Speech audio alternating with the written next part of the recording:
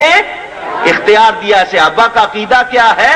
رب ہے موتی، یہ ہے قاسم، رزق اس کا ہے کھلاتے یہ ہے، رزق اس کا ہے کھلاتے یہ ہے، اور اس کی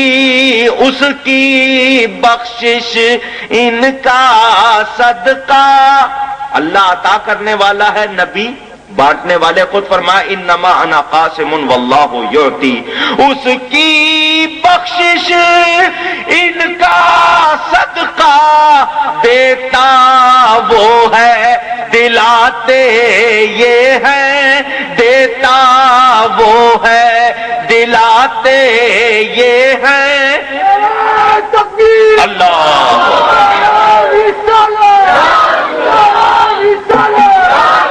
صحابیوں کے عقیدے، اور وہ بھی حدیث سے سنا رہا ہوں. اگر اہل حدیث کہلاتے ہیں تو ان باتوں پر شرک اور بدعت کے فتوے کیوں لگاتے ہیں؟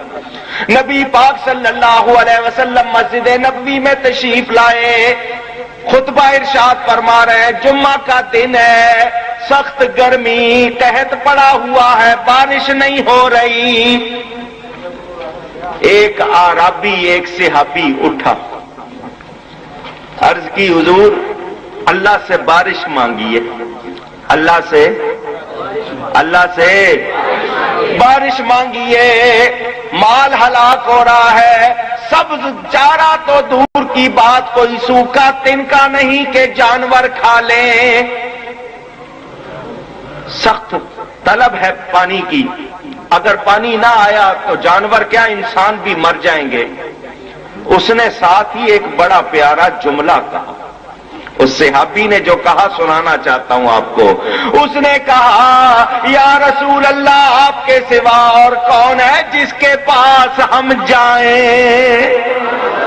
کہاں جا کے فریاد کریں؟ کون ہے ہمارا؟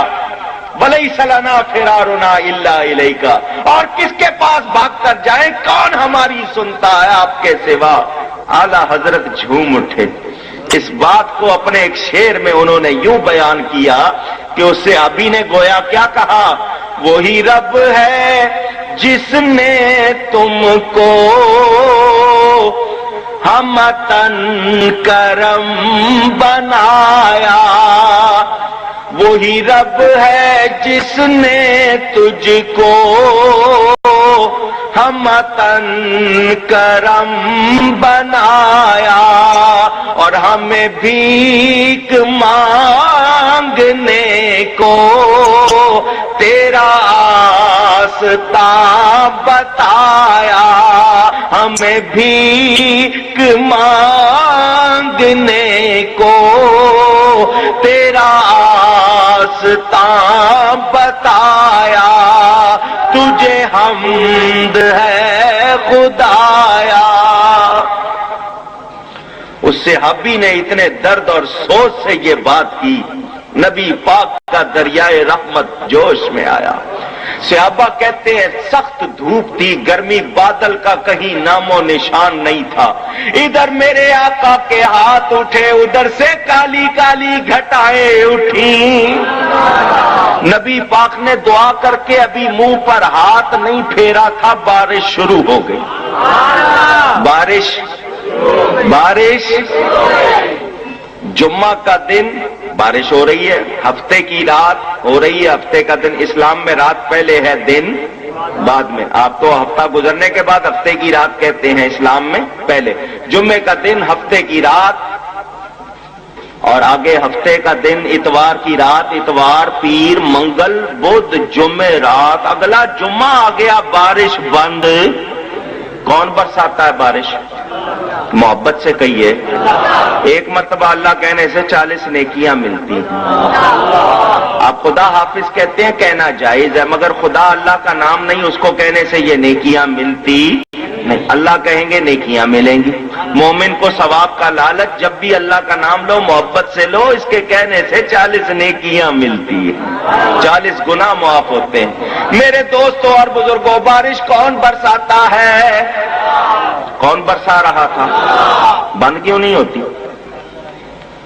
پہلے بھی اللہ برساتا تھا، اب بھی اللہ ہی بسا رہا ہے بند. دوسرا جمعہ آ گیا بارش بند. مجھ سے پوچھیں تو ایک بات کہتا ہوں, اگر آپ مجھ سے پوچھیں بند کیوں نہیں ہوتی, گویا اللہ نے کیا فرمایا, محبوب تیرے کہنے سے برسائی ہے, بند بھی اس وقت کروں گا جب تو کہے گا.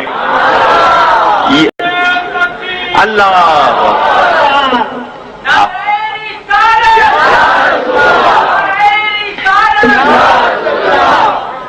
دوسرا جمعہ آ گیا. پہلے جمعے بارش کا نام و نشان نہیں تھا, صحابہ کہتے ہیں ہم گھروں میں گئے بھیگتے ہوئے گئے, اب دوسرا جمعہ بھیگتے ہوئے آ رہے ہیں, پانی برس رہا ہے. دوسرا جمعہ آیا, وہی شخص پھر اٹھ کے کھڑا ہو گیا, کہنے لگا پہلے اس طرح مر چلے تھے اب اس طرح مر چلے ہیں, پہلے مر رہے تھے بارش نہیں ہو رہی, اب مر رہے ہیں کہ بند نہیں ہو رہی. فرمایا اچھی طرح بارش ہو جانے دے نا, ذرا زمین اچھی طرح پانی جذب کر لے, ذرا سبزہ چارہ ہو جانے دے. اس نے کہا حضور ہمارے کچے کچے مکان وہ بھی تو گر جائیں گے. فرمایا کیا چاہتا ہے, اب صحابی کا طلب دیکھو, مانگ دیکھو. حضور فرماتے کیا چاہتا ہے, وہ آگے سے کیا کہتا ہے, وہ کہتا ہے حضور یہ بارش ہم پر نہ ہو, ہمارے ارد گرد ہوتی رہے. بولو ان وہابیوں سے کر سکتے ہو ایسا کہ اتنے حصے میں ہو اور باقی میں نہ ہو سکتا ہے ایسا؟ نہیں. اٹھاؤ بخاری, نبی پاک نے اپنی انگلی پھیرائی اور کہا اللہم حوالینا ولا علینا. ادھر انگلی ہل رہی ہے, ادھر بادل پھٹ رہے ہیں. صحابہ کہتے ہیں ہم گھر پہنچے, ہمارے گھروں پر ایک بوند نہیں گر رہی تھی, جنگل میں موسلادھار بارش ہو رہی تھی. اللہ اکبر یا رسول اللہ. یہ ہے صحابہ کا عقیدہ. کیا ہے, کس کا عقیدہ؟ صحابہ کا عقیدہ. صحابی کیا عقیدہ رکھتے ہیں؟ نبی وہ ہے جو چاہتا ہے, جو چاہتا ہے. حضرت ربیہ ابن کعب کا واقعہ مشہور, بخاری میں حدیث موجود, کتنی سناؤں. ان کا کیا حال ہے, رب کے سامنے بھی کھڑے ہوں گے نا اکڑ کے, ہاتھ یہاں باندھ. اللہ اکبر یا رسول اللہ. یہ ہے صحابہ کا عقیدہ. کیا ہے, کس کا عقیدہ؟ صحابہ کا عقیدہ. صحابی کیا عقیدہ رکھتے ہیں؟ نبی وہ ہے جو چاہتا ہے, جو چاہتا ہوں. آپ کو تو پریشان, ارے اٹھاؤ اپنا فتاوی سنائیہ اور اس میں پڑھو, یہ اہل حدیث ہونا عمل ہے, مذہب نہیں ہے. تم نے انگریز سے اپنا نام الاٹ کروایا ہے, تم انگریز کی پیداوار ہو, اپنا تواتر دکھاؤ. ہم حدیث کے ماننے والے, تم صرف 4 حدیثیں تم نے یاد کی ہیں اور ان کے ساتھ اپنے مطلب کی باتیں کرتے ہو, تم حدیث کو جانتے تک نہیں ہو. رفع یدین پر ہمارا اختلاف نہیں, کرتے ہو شوق سے کرو. آمین بالجہر کہتے ہو, شوق سے کہو, اس پہ ہمارا اختلاف نہیں. لیکن تم تقلید کے خلاف بولتے ہو, تمہارا یہ اختلاف غلط ہے. تمہیں جاننا چاہیے جو تقلید نہیں کرتا وہ گمراہ ہو جاتا. تم لوگوں نے ہر ایک کی تقلید کو اختیار کیا ہوا ہے. اصول حدیث کو کہاں سے مانتے ہو اگر اصول فقہ کو نہیں مانتے؟ یہ اصول حدیث کس نے بنائے ہیں؟ تمہیں تقلید کے خلاف بہت تمہیں تکلیف ہے نا, ہر ایک کی تقلید کر رہے ہو. دوسروں کو کہتے ہو امام ابو حنیفہ کے پیچھے نہ چلو, تو کیا تمہارے پیچھے چلے وہ؟ صحابہ کے عقیدے پر ہے, ہم اہل سنت و جماعت ہیں اور ہم اچھی طرح جانتے ہیں, صرف تقلید کے مسئلے پہ نہیں. تم رفع یدین پہ بھی بات کرنا چاہتے ہو, اس میں بھی تو حدیث موجود ہے اور تم تو صرف 1 یا 2 مرتبہ کہتے ہو. میں تمہیں وہ بھی حدیثیں دکھاتا ہوں کہ رکوع میں جانے پر, رکوع میں اٹھنے پر, سجدہ کرنے پر ہر وقت رفع یدین, پھر ان پر بھی عمل کرو. کہتے ہیں وطر ایک بھی وطر ہوتا ہے, 3 وطر کیوں پڑے, ایک بھی وطر. تو روایتوں میں 1 بھی وطر, 3 بھی وطر, 5 بھی وطر, 7 بھی وطر. کسی دن 1 پڑھو, کسی دن 3 پڑھو, کسی دن 5 پڑھو, کسی دن 7 پڑھو. صرف ایک والی حدیث کو کیوں پکڑا ہوا ہے تم نے؟ کہتے ہیں جی 8 تراویح ہے. کہاں ہے 8 تراویح؟ 8 کے ساتھ تراویح کا لفظ دکھاؤ تب مانیں گے. لاؤ جو حدیث پیش کرتے ہو اس میں تو یہ ہے کہ نبی پاک رمضان اور رمضان کے علاوہ بھی روزانہ 11 رکعتیں پڑھتے تھے، اور یہ کہتے ہیں اس میں 8 تراویح کی تھی اور باقی 3 وتر تھے، تو اگر اور صرف تراویح تھی وہ تو پھر رمضان کے علاوہ بھی پڑھتے تھے، تم صرف رمضان میں کیوں پڑھتے ہو؟ سارا سال پڑھا کرو نا۔ اپنی طرف سے مسئلے نکالے ہوئے ہیں تم نے۔ سنو، جان لو، ہم اہل سنت و جماعت ہیں۔ میں پہلے بتا چکا ہوں ہمارے تمام عقیدوں کی بنیاد قرآن اور حدیث ہے۔ ہم کسی امام کے قول سے عقیدے کو نہیں پیش کرتے، ہماری بنیاد قرآن اور حدیث ہے۔ ہمارا ہر عقیدہ اہل ادلہ شرعیہ سے ثابت ہوگا، تم لوگوں کی طرح نہیں ادھر کی ادھر اور ادھر کی ادھر۔ ہم نزول الابرار کے تحت عقیدے نہیں بناتے، ہم قرآن کریم کے مطابق عقیدے بناتے۔ ہمارے عقیدوں کا ثبوت چاہیے، قرآن حدیث میں موجود، مگر وہ تم ہو جنہوں نے اسلاف کے طریقے کو چھوڑا۔ صحابہ کے خلاف گالیاں تمہاری کتابوں میں ہیں، نبی کے خلاف برائیاں تمہاری کتابوں میں ہیں، اللہ کی برائیاں تمہاری کتابوں میں ہیں، یہ ہمارے پاس نہیں ہے۔ ہم اللہ تعالیٰ کو وحدہ لا شریک مانتے ہیں، اس کے سوا کوئی عبادت کے لائق نہیں۔ تمام نبیوں کی نبوت کو مانتے ہیں جو اللہ کے نبی ہیں، اور سنو، ان میں سب سے افضل اپنے نبی کو مانتے ہیں، ان کو بے مثل بے مثال۔ ہم صحابہ کو مانتے ہیں، اہل بیت کو مانتے ہیں، تابعین، تبع تابعین، اولیاء، صلحاء، ائمہ، سب کو مانتے ہیں، لیکن تمہاری طرح نہیں ہے کہ صرف انگریز کو مانے باقی کسی کو نہ مانے۔ یہ ہمارا طریقہ نہیں ہے۔ تم ایجنٹ ہو دشمنوں کے، مسلمانوں میں انتشار اور افتراق پھیلانا چاہتے ہو۔ تم یا رسول اللہ مدد کے منکر، بتاؤ عرب کی جنگ ہوئی تھی، تم نے امریکہ سے مدد کیوں مانگی تھی؟ کیا تمہیں بخاری میں نبی کی وصیت نظر نہیں آتی کہ یہود و نصارہ کو، مشرکین کو جزیرہ عرب سے نکالو؟ کون لے کے آیا ہے؟ تم لے کر آئے ہو۔ تمہارے مفتیوں نے فتوے دیے ہیں، مزارات کو تم نے گرایا ہے، نبی کی آثار کی توہین تم نے کی ہے۔ تم وہ لوگ ہو جو آج بھی نبی پاک صلی اللہ علیہ وسلم کی سنت اور حدیثوں کے دشمن ہو۔ بخاری کو کس نے بدلنے کی کوشش کی؟ حدیثیں کس نے نکالنے کی کوشش کی؟ وہ تم ہو۔ تمہارے نکالنے سے حدیثیں ختم نہیں ہوں گی، تمہاری ان کوششوں سے سنی ختم نہیں ہوں گے۔ سن لو، جتنا سنیوں کو مٹانا چاہو گے اتنا ہی سنی اور اونچے ہوں گے۔ اللہ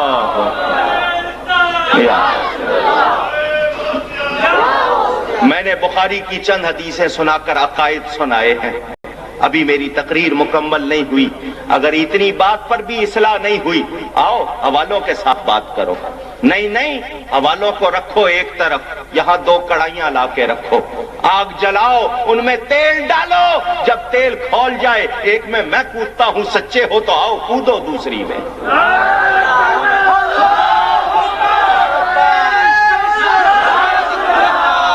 جو بچ گیا وہ سچا، جو مر گیا وہ جھوٹا۔ آؤ، مجھے اپنی صداقت پر یقین ہے، میرا عقیدہ سچا، میرا نبی سچا، میرا امام اعظم سچا، میرا غوث اعظم سچا ہے۔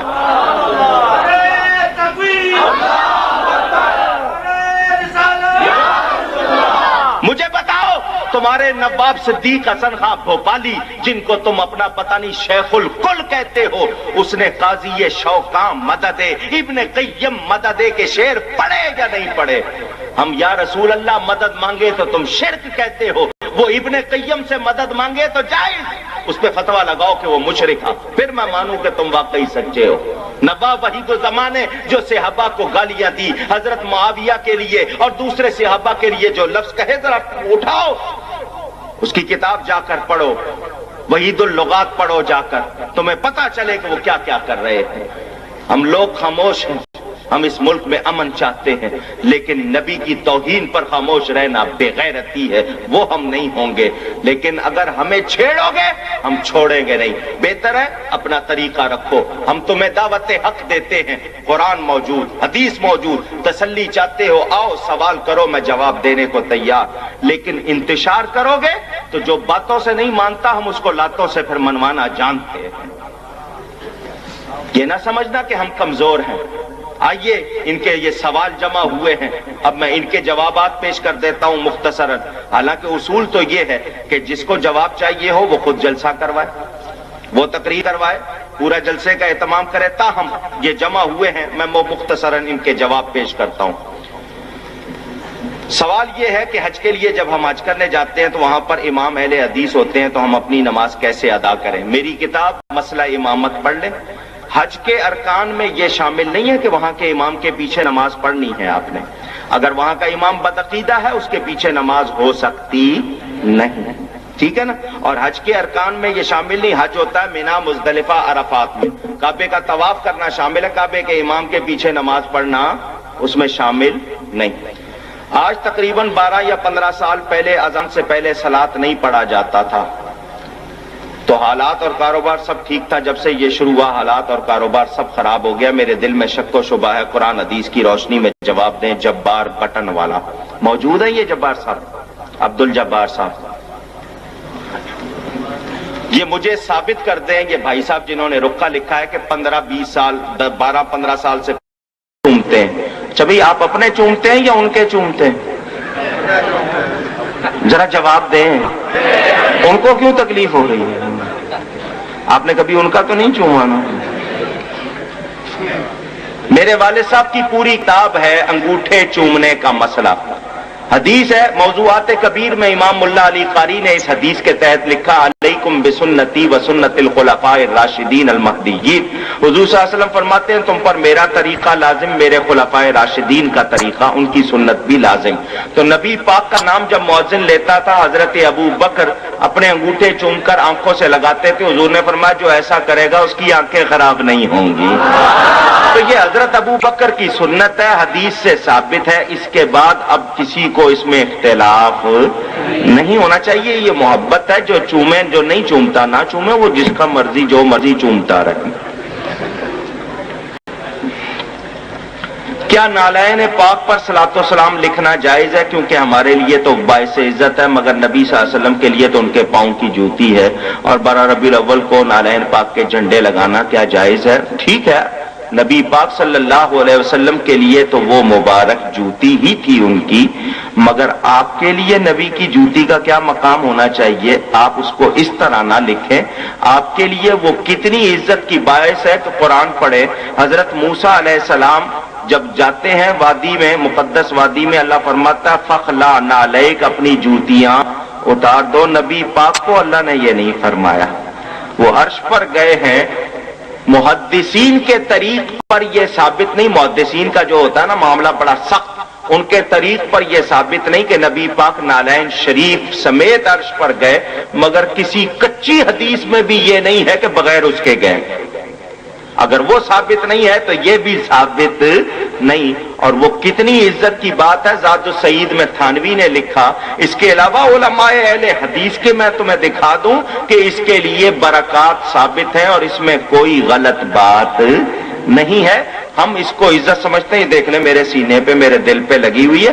آپ کو نہیں پسند ہے نہ ہو، ہم تو سمجھتے ہیں اگر ہمیں مل جائے تو ہم تو اپنے آپ کو بادشاہ سمجھیں گے. یہ محبت کی بات ہے. آپ کو اگر اس سے غرض نہ ہو، لیکن یہ کہ اس کے اندر لکھنا یہ کوئی ایسا مسئلہ نہیں ہے. حضرت عمر کی روایت موجود، جانوروں پر وہ اللہ کا نام لکھتے تھے، ان کی رانوں پر، حدیث میں موجود ہے. لیکن چونکہ یہاں لوگ اس سے صحیح طرح واقف نہیں ہے تو اس میں ایسے کلمات اگر نہ لکھے جائیں تو بہتر ہے، ورنہ منع نہیں.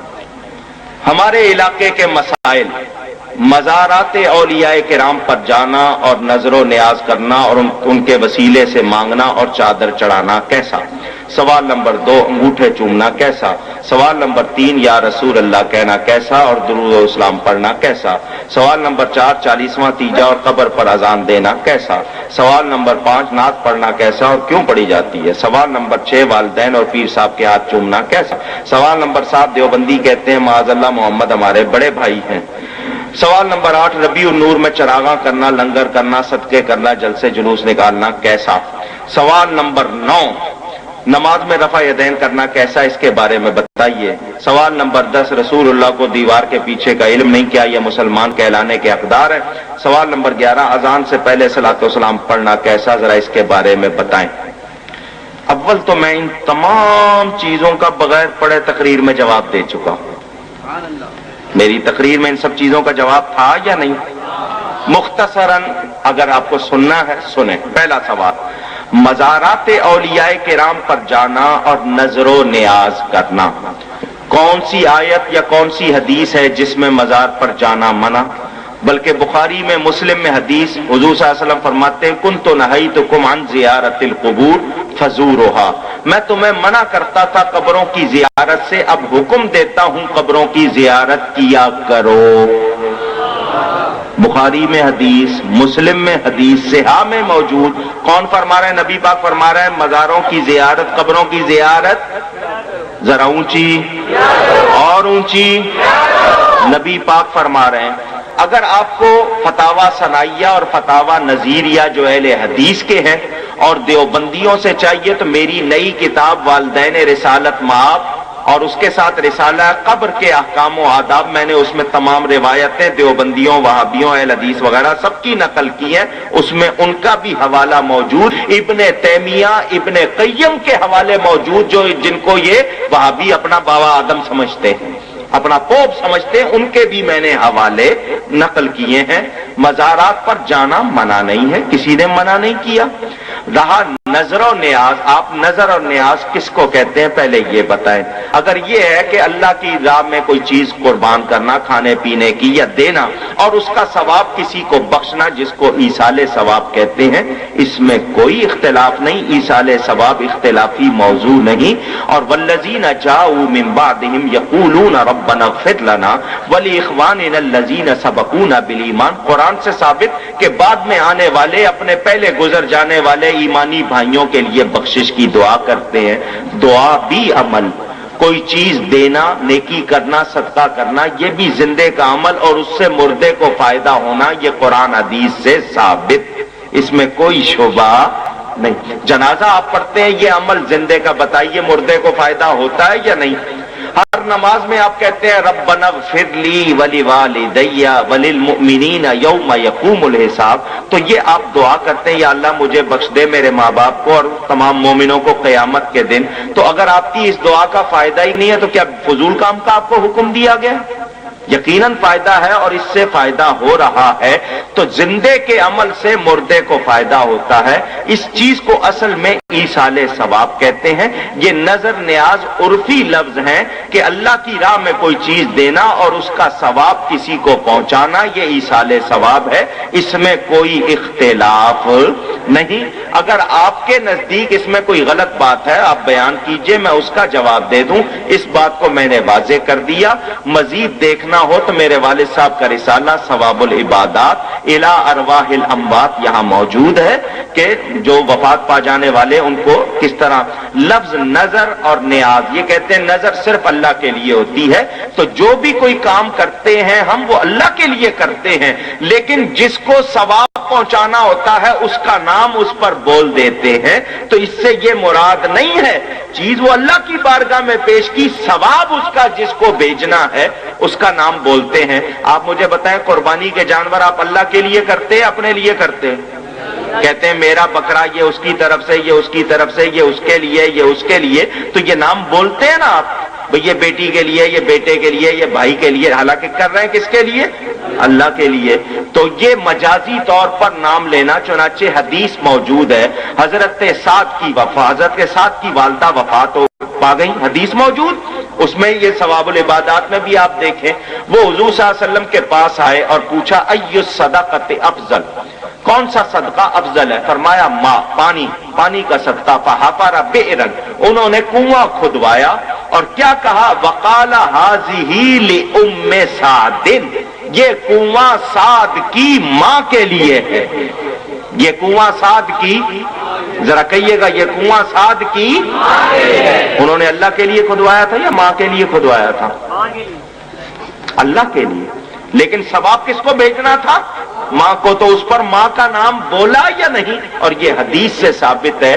تو ہم نے بھی 11ویں کہہ دیا یا غوث پاک کی کہہ دیا نیاز، تو مطلب یہ کہ اللہ کی بارگاہ میں یہ ہدیہ پیش کیا، اس کا ثواب غوث پاک کو پہنچے، تو غوث پاک کے ثواب پہنچانے کے لیے کیا، ان کا نام بول دیا۔ اس نام بولنے سے یہ نہیں ہوگا کہ وہ چیز حرام ہو جائے گی، ایسی بات نہیں، میں نے حدیث سے آپ کو اس کا ثبوت دے دیا۔ انگوٹھے چومنا کیسا ہے؟ میں اس کا جواب دے چکا۔